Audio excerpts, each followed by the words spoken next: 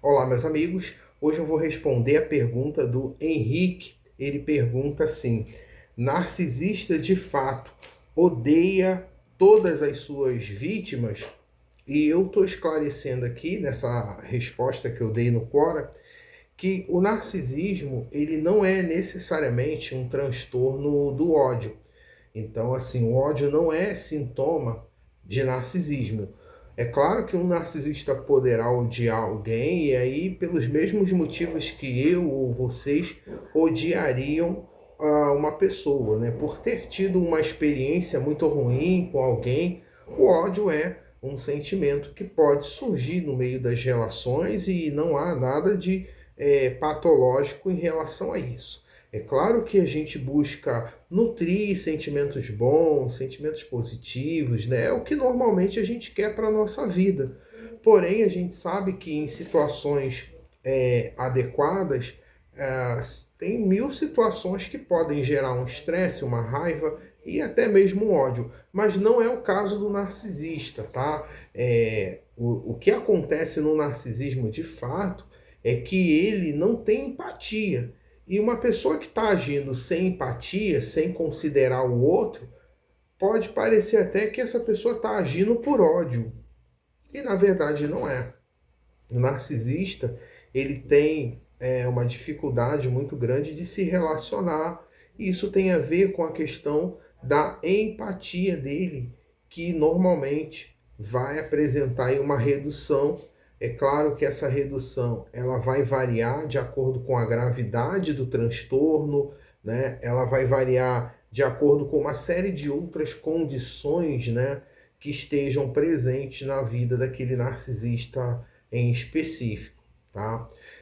O que mais próximo chega disso é se a gente pensar no narcisista maligno, né? O narcisista maligno, ele é, fica entre o narcisismo e a psicopatia. Às vezes, uma pessoa se envolveu com um narcisista maligno e acha até que estava vivendo com um psicopata, e não necessariamente. Às vezes era só um narcisista do tipo maligno que tem esse tipo de comportamento, né? E eu esses dias mesmo estive conversando com uma vítima que essa vítima relatou ter se envolvido com uma pessoa narcisista que tinha, né, esses comportamentos cruéis, comportamentos exploratórios, comportamento sádico, né? O sadismo é aquela tendência de sentir prazer provocando dor no outro, né? Isso daí pode parecer com ódio, isso pode confundir com ódio, mas não é a mesma coisa. É parecido, é nocivo, é algo que a gente quer evitar na nossa vida, mas que infelizmente no contexto das relações abusivas pode acontecer, tá? Então, se você passou ou passa por uma relação com um narcisista patológico, a minha recomendação sempre é o contato zero, é você se afastar dessa pessoa. E aí é claro que quando a gente fala em se afastar, surge aquela questão, né, de que não é tão fácil, não, aliás, não é nada fácil. O narcisista, ele geralmente acaba viciando a vítima nessa dinâmica adoecida. A vítima do narcisista patológico, ela frequentemente ficou ali tentando caber dentro daquela expectativa que o narcisista criou, daquela idealização que o narcisista criou. Porque esse é um ponto que a gente precisa observar nesse transtorno. O narcisista, ele tem essa característica de idealizar a vítima e até de pedestalizar, principalmente no começo, a fase que a gente chama aí de love bomb, né? É onde ele idealiza muito a vítima e por isso que depois ele vai desvalorizar e ele vai se sentir extremamente desapontado, né?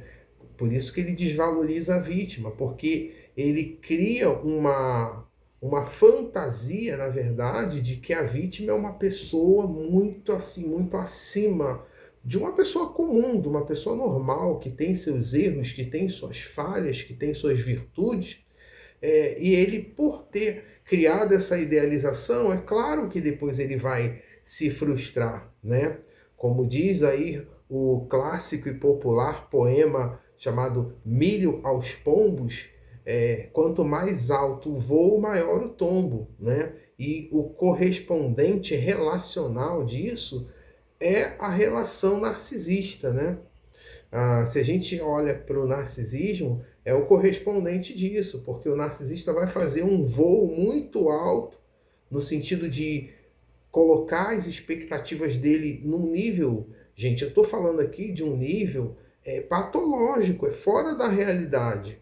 É como se o narcisista, por ele se achar único, especial, merecedor, então ele acha que a vítima vai ser uma pessoa que não existe. Ele vai esperar um nível de perfeição que não existe. Então, você que foi vítima, abandone essa ideia, pare de se culpar, de ficar tentando procurar problema em você, ficar achando que de alguma maneira faltou algo seu, que se você tinha que ter melhorado nisso ou naquilo, ou que se tu fizer dessa ou daquela forma, você não vai curar o narcisista. Sinto em lhe dizer, você não pode curar o narcisista. Né? Na ciência a gente não fala de cura para esse transtorno, como também não falamos de cura para transtorno algum. Agora, claro, isso não quer dizer que não tenha tratamento. Isso não quer dizer que se uma pessoa tem um transtorno, e aí pode ser narcisista, pode ser qualquer transtorno, isso não quer dizer que a pessoa está sentenciada, ela vai ter que viver daquele jeito, com a qualidade de vida péssima. Não, dá para melhorar muito a qualidade de vida daquela pessoa. Agora, se dá para chamar isso de cura, aí é uma outra história, são outros 500. Porque o que a gente chama de cura na ciência seria a eliminação completa e restrita de todo e qualquer sintoma, de modo que a pessoa não tivesse mais aquele problema. E isso a gente não tem.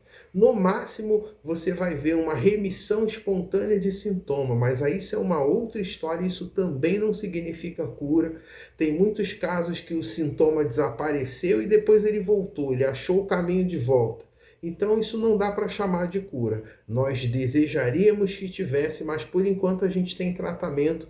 Isso já vai ajudar, já vai elevar a tua qualidade de vida. Você que passou por um relacionamento abusivo, entre em contato. Né?